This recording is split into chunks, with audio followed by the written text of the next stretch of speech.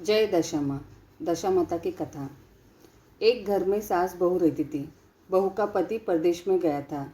एक दिन सास ने बहू से गांव में से आग लाकर भोजन पकाने को कहा।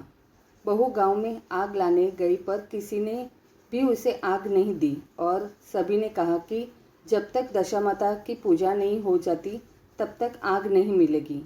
बेचारी बहू खाली हाथ घर लौट आई। उसने सास को बताया कि गांव भर में आज दशामाता की पूजा है, इसलिए कोई आग नहीं दे रहा है।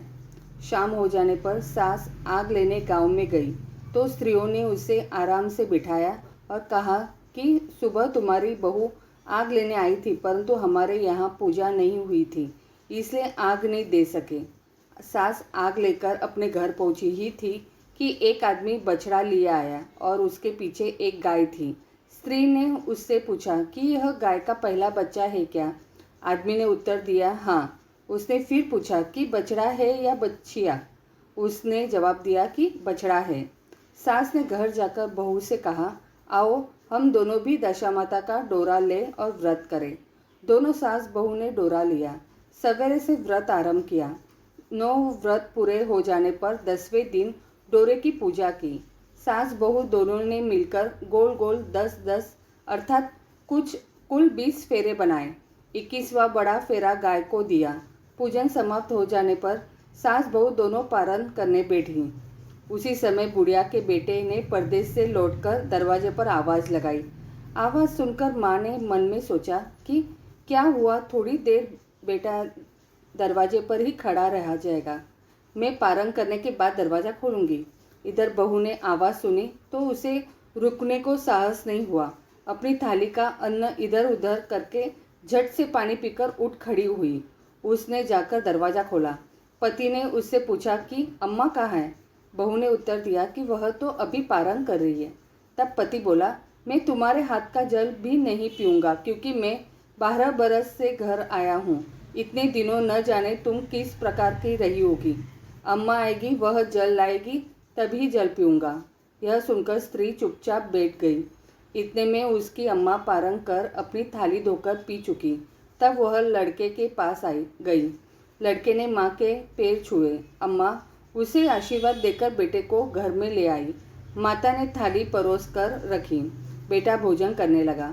उसने हाथ में पहला घास ही लिया था कि फेरों के वे टुकड़े जो बहू ने अपनी थाली में फेंक दिए थे अपने आप बेटे के सामने आने लगे। बेटे ने माँ से पूछा, यह सब क्या हो रहा है? माँ बोली, मैं क्या जानूँ बेटा, बहू जाने। यह सुनकर बेटा आग बबूला होकर बोला, ऐसी बहू मेरे किस काम की?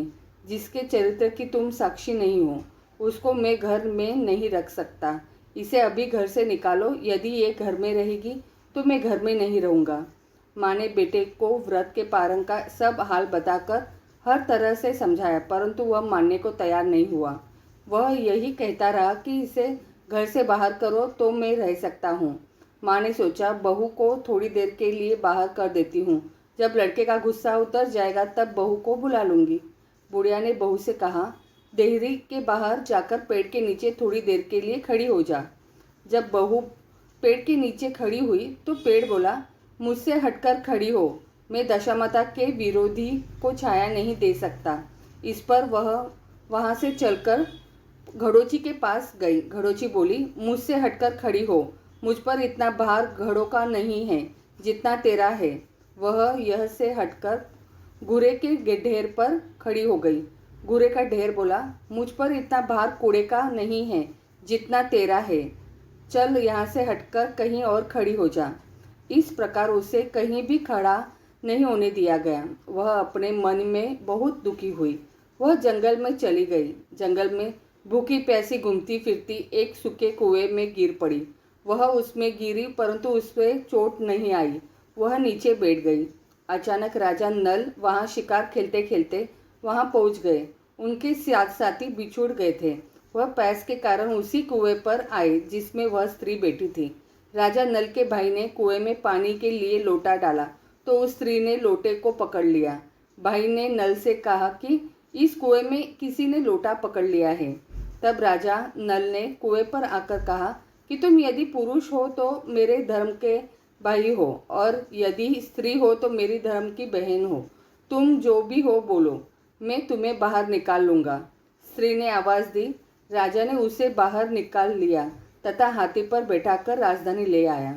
महाराज को शिकार से लौटकर महलों की ओर आते देखकर सबकों ने महारानी को महाराजा के आने की सूचना दी।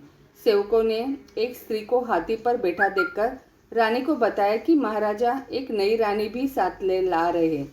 यह जानकर रानी बड़ी दुखी हुई। इतने में महाराज भी वहां पहुंचे। रानी ने हाथ जोड़कर विनती की, महाराज, मुझसे ऐसे क्या गलती हो गई है जो मेरे रहते आपने दूसरा विवाह कर लिया। राजा नल ने हंसकर उत्तर दिया, वह तुम्हारी सौत नहीं ननंद है, मेरी धर्म की बहन है। तुम्हें उसके साथ अपनी सभी सगी ननंद की तरह बर्ताव करना चाहिए। यह सुनते ही महारानी का मुख प्रसन्नता से कमल की भांति खिल उठा। वह बोली, अब तक मैं ननंद का सुख नहीं जानती थी। अच्छा हुआ जो मुझे भाग्य से ननंद भी मिल गई। राजा ने उसका नाम मुँह बोली बहन रखा और उसके लिए अलग अलग महल बनवाया। उसके दिन अब सुखपूर्वक बीतने लगे। एक दिन राजा की घोड़ी का बच्चा हुआ तो राजमहल की स्त्रियां बधाई गीत गाने लगी। मुँह बोली बहन ने अपने दासियों से कहा, बाहर जाकर पता करो कि किस बात बधाई गई जा रही है। दासियों ने बताया, महाराजा की घोड़ी ने अच्छी घड़ी में एक उत्तम बछड़े को जन्म दिया है, उसकी बधाई गाई जा रही है। मुँह बोली बहन ने पूछा, क्या घोड़ी ने पहली बार जन्म दिया है? दासियों ने उत्तर दिया, हाँ। तब मुँह बोली बहन ने महारानी के पास जाकर कहा, आओ भाभी रानी, हम तुम दोनों दशामाता का डोरा ले। रानी ने पूछा, डोरा क्या चीज़ है, मुझे समझाओ। वह बोली, दशामाता के व्रत का यह नियम है कि पहले पहल जब गाय या घोड़ी का या स्त्री के प्रसव की खबर सुने तब डोरा लेकर व्रत आरंभ करते हैं। 9 व्रत करने के बाद 10वें दिन डोरे का पूजन करके विसर्जित करते हैं। इसी के साथ उसने पारायण का नियम भी बताया। तब महारानी बोली, तुम्हारा व्रत तुमको फले, मैं पूड़ी और दूध की खीर बना खाने वाली हूँ। रानी महारानी भला बनफरा गोले की पपड़ी खाकर कैसे रह सकती है? ऐसा कहना खाए मेरा दुश्मन। वह बोली, भाभी, मुझे जो चाहे कह लो, परंतु व्रत के संबंध में कुछ मत कहो। मैं इसी व्रत के उल्लंघन के कारण मारी मारी फिरती आपके देश में आ गई हूँ। महारानी ने उदासीनता के साथ कहा, मुझे क्या पड़ी हो, तुम्हें जो अच्छा लगे वह करो, मैं मना तो नहीं कर रही हूँ। मुँह बोली बहन ने श्रद्धापूर्वक डोरा लिया। 9 दिन तक व्रत किए।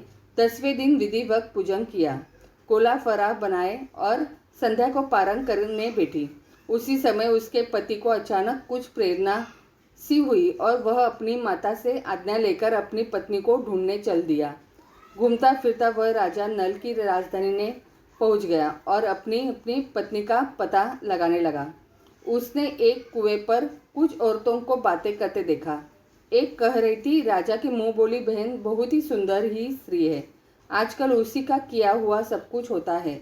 दूसरी स्त्री बोली, वह सुंदर होने के साथ साथ धर्मात्मा भी है, जब से आई है तभी से उसने सदाव्रत खोल रखा है, उसके दरवाजे से कोई भी व्यक्ति खाली हाथ नहीं लौटता। तीसरी स्त्री बोली, वह जैसी धर्मात्मा है वैसी सदाचारिणी भी है। चौथी स्त्री बोली, वह सदाचारिणी और सर्वप्रिय भी है, सारी प्रजा उससे खुश है। पांचवी स्त्री बोली, यह सब तो सही है, परंतु अब तक यह पता नहीं चला कि वह कौन है और कहाँ की रहने वाली है। उन औरतों की बात सुनकर वह साधु के वेश में राजा नल की मुँह बोली बहन के महल के द्वार पर आ पहुंचा। वहां उसने भिक्षा के लिए आवाज़ लगाई तो द्वारपाल उसे भिक्षा देने लगा। उसने द्वारपाल के हाथे से भिक्षा लेने से मना कर दिया और बोला, भिक्षा देने वाली स्वामिनी के हाथ से ही भिक्षा ग्रहण करूँगा, नहीं तो अपने रास्ते चला। तब द्वारपाल ने उससे कहा, इस समय वह दशामाता का व्रत करने पारण कर रही है, पारण समाप्त होने के बाद ही वह तुमको भिक्षा दे सकती है, तब तक तुम इंतज़ार करो। वह चुपचाप बैठकर इंतज़ार करने लगा। पारण कर लेने के बाद वह मुट्ठी भर मोती लेकर आई, परंतु सामने अपने पति को पल्ला फैलाए देखकर वह मुस्कुराती हुई लौट गई। दोनों ने एक दूसरे को पहचान लिया था। महारानी ने मुँह बोली ननंद को मुस्कुराते देखकर कहा, जब से तुम आई हो आज तक मैंने मुस्कुराते नहीं देखा, आज इस साधु को देखकर हंसने का क्या कारण है? मुंह बोली बहन ने उत्तर दिया कि वह साधु हमारे घर का है। रानी ने पूछा, तब वह ऐसे क्यों आया है? उसने कहा, वह अभी मेरा पता लगाने आया है। महारानी ने राजा नल से कहा, तुम्हारी मुंह बोली बहन के घर के लोग आए हैं। राजा ने कहा, उनसे कह दो कि अभी यहाँ से घर जाकर वहाँ से हमारी हैसियत से आए, तब मैं बहन को विदाई करूँगा। राजा नल की मुंह बोली बहन का पति घर जाकर अपनी माँ से बोला, तुम्हारी बहू राजा नल के यहाँ उसकी बहन बनकर रह रही है। वह रोज सदा व्रत करती है और नियम धर्म से दिन बिताती है। तब उसकी माता ने उसे आज्ञा दी कि बहू को ले आओ। वह डोली, पिनस, बाजे, गाजे, कहकर आदि के साथ यथाचित सज धज कर राजा नल की राजधानी को चल दिया। राजा को उसका यथोचित आदर सत्कार किया और कुछ दिन मेहमानी में रखकर विधि पूर्वक बहन की विदाई की। जब वह महल के बाहर निकल चलने लगी तो महल भी उसके पीछे पीछे चले। तब महारानी बोली, ननद जी, तुम चली और मेरा महल भी ले चली, जरा पीछे मुड़कर तो देखती जाओ। जो ही उसने मुड़कर पीछे की ओर देखा तो राजा का संपूर्ण राजसी वैभव अचानक लुप्त हो गया। राजा की मुंह बोली बहन तो अपने पति के साथ आनंद से रहने लगी, परंतु राजा नल व रानी का यह हाल हो गया कि वे दोनों कथरी ओढ़े फिरने लगे। उनके भोजनालय पे पते खड़े खड़ाने लगे। राजा नल ने रानी से कहा, अब हमें यहाँ से कहीं दूसरी जगह चले जाना चाहिए। रानी पतिव्रता स्त्री थी, उसने राजा की आज्ञा मान ली। चलते चलते वे एक गांव के पास पहुँचे। वहाँ पर बेरी के पेड़ पर बेर लगे हुए थे। राजा रानी दोनों भूखे थे। उन्होंने बेरों को उठाया तो बेर लोहे को हो गए। इस प्रकार राजा रानी जिस वस्तु को भी हाथ लगाते वह कंकड़ पत्थर में बदल जाते। इतने पर भी राजा रानी आगे बढ़ते गए। रास्ते में उन्हें एक व्यापारी मिला। व्यापारी ने राजा रानी को पहचान लिया।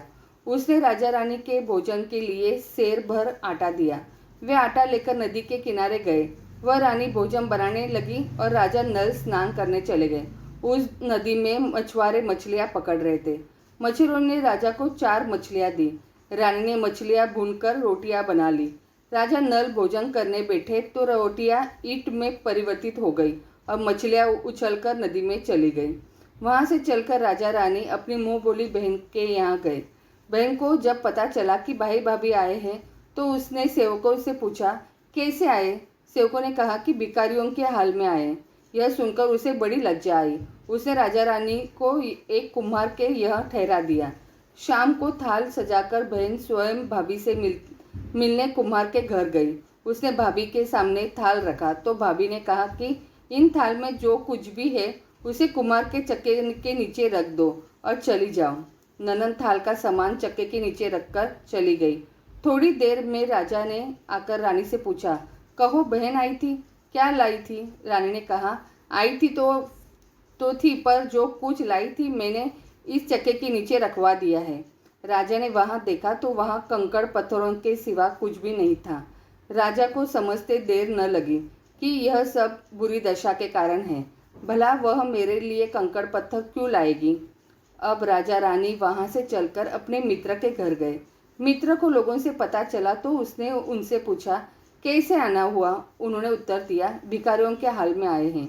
मित्र ने दुखी होकर, कोई बात नहीं, जैसे आए वैसे अच्छे आए, आखिर मित्र है, उन्हें महलों में ले जाओ। मित्र ने उन दोनों का स्वागत किया, स्वादिष्ट भोजन कराया। एक कमरे में उनके लिए पलंग बिछवा दिए। उस कमरे में एक खुट्टी पर नोलखा हार टंगा था। आधी रात के समय राजा तो सो गए परंतु रानी जाग रही थी। रानी ने देखा कि हार वाली खुट्टी के पास दीवार में एक मोर का चित्र बना हुआ है। मोर धीरे धीरे हार को निगल रहा है। रानी ने राजा को जगाकर वह दृश्य दिखाया। राजा ने सोचा, यहाँ से चुपचाप भाग चलना चाहिए, नहीं तो सवेरे चोरी का कलंक लगेगा। तब मित्र को क्या मुख दिखाएंगे? बेचारे राजा और रानी में ही उठकर जंगल की तरफ चले गए। दोनों चलते चलते एक दूसरे राजा की राजधानी में पहुंच गए। वहां अतिथि और भिक्षुओं को सदा व्रत दिया जाता था। वे दोनों भी सदा व्रत लेने गए, परंतु उस समय सदा व्रत बंद हो चुका था। वहां के अधिकारियों ने कहा, यह लोग न जाने कहाँ के अभागे आए हैं कि इन्हें देने के लिए कुछ भी नहीं बचा, फिर भी इन्हें एक मुट्ठी चने दे दो। उन्होंने इस प्रकार से अनादर और कड़वी बातों सहित दान लेना आविष्कार कर दिया। वे दानाध्यक्ष की निंदा करते हुए बोले कि ऐसी कंजूसी है तो सदाव्रत देने का नाम ही क्यों करता है। दानाध्यक्ष बोला, यह तो बड़ा घमंडी भिक्षुक लगता है, भीख भी मांगता है और गाली भी देता है। इनको हवालात में डाल दो। इस प्रकार दोनों को एक कोठरी में बंद कर दिया गया। एक एक मुट्ठी चने दोनों को खाने के लिए मिलने लगे। जिस कोठरी में राजा रानी बंद किया गया था उसी के पास आम रास्ता था। एक जमादारनी राजा की घुड़साल साफ कर रहे उसी रास्ते से निकला करती थी। एक दिन वह बहुत देर से निकली। रानी उससे पूछने लगी, आज तुम्हें इतनी देर से कैसे हो गई? वह बोली कि आज राजा की घोड़ी के बछड़ा हुआ था, उसकी टहल में देर हो गई। रानी ने पूछा कि घोड़ी का पहला प्रसव है क्या? जमादार ने बताया। पहली बार रानी ने फिर पूछा, बछड़ा हुआ है या बछड़ी? जमादार ने बताई कि बहुत अच्छा बछड़ा हुआ है। यह सुनकर रानी ने राजा से कहा, एक बार मैंने तुम्हारी मुंह बोली बहन के डोरे का अनादर किया था, उसी दिन से हमारी दशा बदल गई। मैं आज दशामाता का डोरा लेना चाहती हूँ। राजा ने कहा, परंतु यह पूजा की सामग्री कहाँ से आएगी? उसके नियम धर्म का पालन कैसे होगा? रानी ने उत्तर दिया, दशामाता की सब कुछ करेगी, मैं तो उन्हीं का नाम लेकर डोरा लेती हूँ, फिर जो होगा देखा जाएगा। रानी ने तो तार राजा की पगड़ी से और एक तार अपने आंचल का लेकर अपना डोरा तैयार किया और उसे समय व्रत करने लगी। थोड़ी देर में वह वहाँ का राजा अपनी घोड़ी को देखने के लिए उसी रास्ते से निकला। राजा ने नल दमयंती को देखा। कोठरी में बंद देखकर पूछा कि वे लोग कौन हैं और इनका क्या अपराध है। पहरेदारों ने कहा, ये लोग भिक्षा लेने आए थे, ये आपको आशीर्वाद देने के बदले गालियाँ देते थे, इसी कारण दानाध्यक्ष ने इन लोगों को कैद में डाल दिया है। राजा ने कहा, यह तो इनका कोई अपराध नहीं है, इनको मनवांछित भिक्षा नहीं मिली होगी, इसलिए ये गालियाँ देने लगे होंगे। इनको संतुष्ट करना चाहिए था, ना कि कैद में डाल देना चाहिए। इनको अभी रिहा करो। राजा की आज्ञा से उसी समय दोनों को कोठरी से बाहर निकाला गया। राजा उनके पाँव में पद्म और माथे पर चंद्रमा देखकर पहचान गया कि यह तो राजा नल और रानी दमयंती है। इस पर उसने दोनों हाथों से हाथ जोड़कर क्षमा मांगी और हाथी पर बैठाकर अपने महल में ले गया। कुछ दिन तक राजा के यहाँ रहकर उन दोनों ने पूरे राजसी ठाट के साथ अपनी राजधानी की ओर प्रस्थान किया। रास्ते में वे पहले अपने मित्र के यहाँ गए। मित्र ने राजा नल के आने की खबर सुनकर लोगों से पूछा, मित्र आए तो कैसे आए? लोगों ने कहा, अब की बार तो राजसी ठाट बाट के साथ हाथी, घोड़े, डंका, निशान, पालकी, पीनस एवं फौज के साथ लेकर आए हैं। मित्र ने कहा, अच्छी बात है, आने दो। मेरे लिए तो जैसे तब थे वैसे अब भी है, आखिर है तो मित्र ही। राजा रानी मित्र के महल में गए। मित्र में उनको आदर सत्कार के साथ उसी स्थान पर ठहराया जिस स्थान पर पहले ठहराया था। आधी रात समय जब राजा सो रहे थे और रानी पैर दबा रही थी, तब रानी ने देखा कि मोर का चित्र जो पहले हार को निगल गया था उसे उगल रहा है। रानी ने राजा को जगाकर यह दर्शन दिखाया। राजा नल ने अपने मित्र को बुलाकर वह दिखाया। मित्र बोला कि मैंने तब भी तुमको चोर नहीं समझा था और न अब समझता हूँ। यह दर्शन तुम्हारी बुरी दशा का फल है। आप निश्चित रहिए, मेरे मन में कोई मेल नहीं है। मित्र के यहाँ से चलकर राजा रानी अपनी मुँह बोली बहन के यहाँ गए। उसने सुना राजा भैया आ रहे हैं तो उसने लोगों से पूछा, कैसे आ रहे हैं? लोगों ने कहा, जिस प्रकार राजा का आना चाहिए उसी प्रकार से आ रहे हैं। उसने कहा, उनको मेरे महल में ले आओ। जब राजा नल का हाथी बहन के महल की ओर बढ़ा, तब रानी ने कहा, आप अपनी बहन के घर जाइए, मैं तो उसी कुमार के घर रहूंगी जिसके पहले ठहरी थी। राजा ने कहा, जिस कारण इतने दुख उठाए तुम फिर उससे झगड़ा मोल लेना चाहती हो, यह तुम अच्छा नहीं कर रही हो। परंतु रानी ने नहीं मानी, वह कुमार के घर ही ठहरी। राजा बहन के घर चले गए। शाम को राजा की बहन भाभी के लिए थाल सजाकर कुमार के यहाँ आई। उसने भाभी के सामने थाल रख दिया। भाभी सोने चांदी के गहने उतार उतार कर रखने लगी और कहने लगी, खाओ रे मेरे सोने चांदी के गहने खाओ, हम भूखे नंगे क्या खाएंगे। यह उल्हाना सुन ननंद बोली, यह उल्हाना किसे देती हो? मुझ जैसे उस समय जो खुश हो सका वो उस समय लाई थी, वही अब भी लाई हूँ। विश्वास न हो तो चक्के के नीचे अब भी देख लो। सचमुच चक्के के नीचे देखा तो वहाँ पर मानिक मोतिया का ढेर लगा था। रानी यह सब देखकर सन्न रह गई। वह बोली, ननद जी, तुम्हारी कोई दोष नहीं है, यह तो हमारी बुरी दशा का परिणाम था। रानी ने ननद का लाया सब सामान तथा उनमें अपनी तरफ से कुछ और जवाहरात मिलाकर ननद को वापस कर दिया, परंतु ननद को पूजा का न्योता देना भूल गई। वहां से चलकर राजा सुरा गाय के पास आए।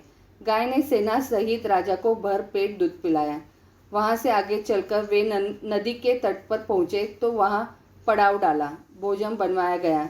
जब राजा भोजन करने बैठे तो उसी समय नदी में उछलकर गिरी हुई भुनी भुनाई मछलियां अपने आप थाली में गिर पड़ी। वह रोटियां जो ईंट बन गई थी फिर से रोटियां बन गई। राजा ने कहा, यह सब क्या हो रहा है, कुछ समझ में नहीं आता। रानी ने बताया कि ये रोटियां और मछलियां वे ही है जो उस दिन हमें नसीब नहीं हुई थी। मैं यदि आपसे उस समय कहती कि तली हुई मछलियां जल में उछल गई और रोटियां ईंट बन गई तो आप कटापी भी इसे सच नहीं समझते। इसी कारण मुझे बहाना बनाना पड़ा। अब राजा रानी अपने राजधानी की ओर आगे बढ़े। जब राजा की फौज अपनी राजधानी के समीप पहुंची तो वहां के लोगों ने समझाया कि दूसरे राजा ने राजधानी पर आक्रमण कर दिया है। वे घबरा गए। वहां के लोग नजराना लेकर राजा से मिलने गांव के बाहर आए, परंतु यह क्या, यह तो अपने राजा है। लोग को प्रसन्न का ठिकाना न रहा। वे श्रद्धा भक्ति के साथ महाराज के आगे चलकर उन्हें उनके महल में ले गए। राजा रानी ने महल में प्रवेश किया। रानी ने तुरंत दशामाता की पूजा का प्रबंध किया। उसने उस पूजा में नगर की सब सौभाग्यवती स्त्रियों को बुलाया। भगवती के भोग के लिए सब प्रकार के पकवान बनाए गए। आटे की 10 बत्तियां, 10 शक्कर की गुंजियां और 10-10 अठवाइयां सुहागनों के आंचल में डाली। सुहागनों का श्रृंगार करके दशामाता की पूजा आरंभ हुई। कलश स्थापित करके दीपक को जलाया गया, परंतु उसकी बत्ती जली नहीं। इस पर पंडितों ने कहा कि कोई न्योता पाने वाला न्योतों को तो नहीं रह गया, स्मरण किया जाए तो उसके आने पर दीपक जल जाएगा। रानी ने सोच विचार कर बताया कि ननद न्योतों से रह गई है। पंडितों ने कहा कि उसे फौरन बुलाया जाए। राजा ने अपना दूरगामी रथ भेजकर अपने मुंह बोली बहन को बुलवाया। उसके आते ही कलश का मणि दीपक प्रज्वलित हो गया। बड़ी धूमधाम से पूजा की गई। अंत में सुहागनियों को भोजन कराकर विदा किया गया। उसी समय राजा ने राज्य में आज्ञा जारी की, मेरी प्रजा के लोग दशामाता का व्रत किया करें। भगवती माता ने जिस प्रकार राजा नल के दिन फेरे उसी प्रकार सबके दिन फेरे। जय दशामा।